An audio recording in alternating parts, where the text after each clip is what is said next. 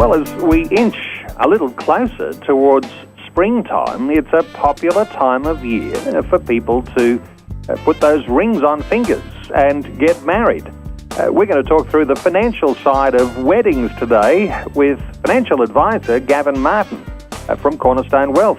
Gavin, welcome back to 2020. Oh, g'day, Neil. It's great to be with you. We've actually just celebrated our 12th wedding anniversary, so it brings back memories of us going through that process, although we had a winter wedding, not a spring wedding. Well, you know, you can get married any old time of the year, really, but I think springtime seems to be a very much preferred time for a lot of young couples. Yes, I know my wife froze a bit during our wedding here in Melbourne, but she was having such a ball, I don't think she really worried too much. Well, I got married 26 years ago, Gavin, and we had a spring wedding, and it was a great day, a little bit windy, but the rest of it was just fabulous. Fantastic. Yeah, it's an exciting time, isn't it? Let's talk finance when it comes to weddings, because it seems to me that anyone who markets their services for weddings really loves to talk about big, lavish weddings that literally cost a fortune. I'm sure you're not about to say, yes, go out and spend the fortune, because I know you like to take a frugal approach to these things. Yes, you know me too well now, Neil. Yeah, it's incredible the amount of money people spend on weddings, tens of thousands and sometimes, over hundreds of thousands to celebrate their wedding. And I just encourage people to focus on what's really important about the day, because you can do it with a lot less expense and a lot less stress, and really get the same or better outcomes by spending a lot less and worrying about those those things that aren't central to the whole process of getting married. In fact, my eldest daughter got married this year, and when I say eldest daughter, that means I've got 4 daughters. That means there's lots of weddings for us to be able to save for. But, you'll be an expert by the end of this. Will be. That's exactly right. But we said to our daughter and our son-in-law, rather than have a super lavish wedding, make sure you're thinking about investing more in your marriage than the wedding, because the wedding really is just like a party, isn't it? Yes, it is. I can relate to that totally. We used to be involved with marriage education courses, so we'd help engaged couples prepare for lifelong marriage. And one of the concerns that came up during the course was that it costs, I think it was at the time, it might have gone up now, $220 for this 2-day course. Some people did it begrudgingly because of the cost that was involved. And so one of the things to, counter that concern was we said, well, how much are you spending on your wedding day, and how long does that go for? And it's a day, and potentially a honeymoon as well, so it might be a couple of extra weeks, and they're spending tens of thousands of dollars on it. And they said, well, how long's your wedding? And your wedding, how long are you married for?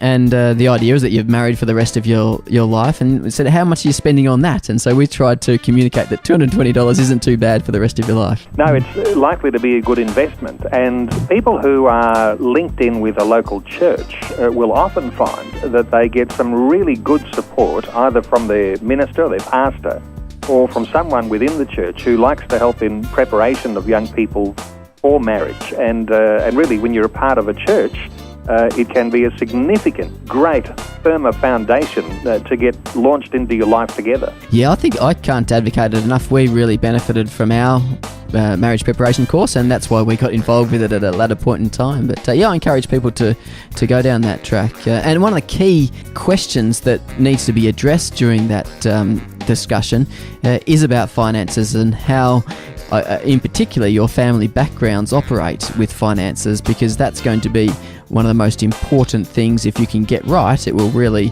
be a good foundation for your marriage, and hopefully not be a problem throughout your married life.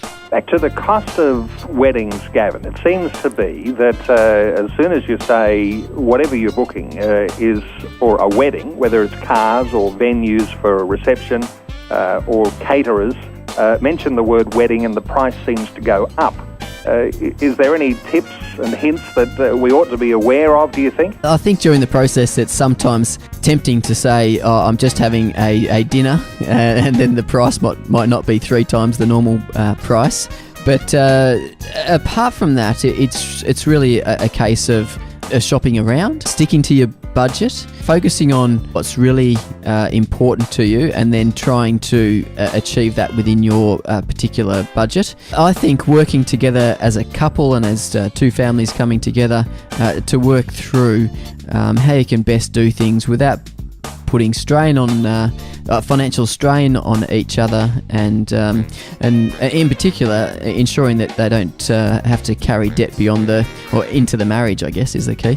You mentioned that word budget.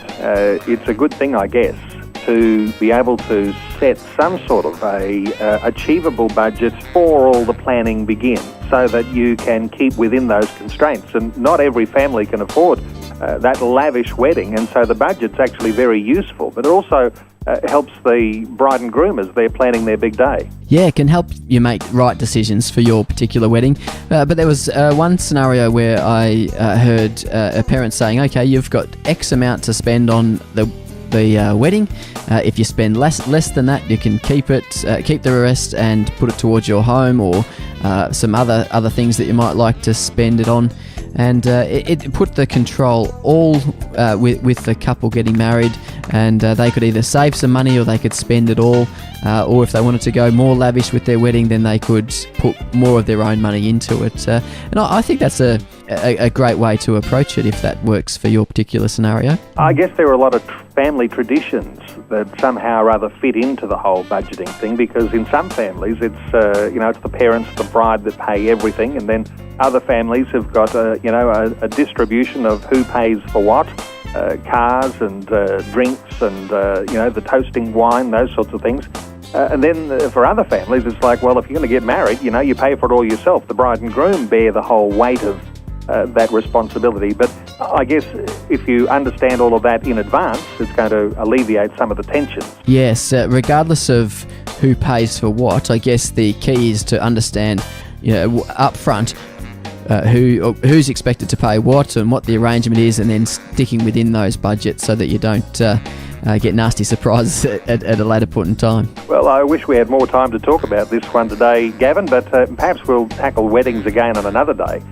But, I guess if we were summarising, you'd say invest in the marriage, because you mentioned, have that good pre-marriage counselling, or do that course that sets you up.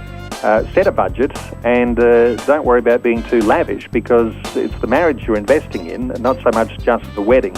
And you can do things moderately well if you're clever in the way that you're booking your wedding. Gavin Martin, I'll point people to your website at www.cornerstonewealth.com.au. Thanks again for being with us today on 2020. Thank you, Neil. Great to be with you.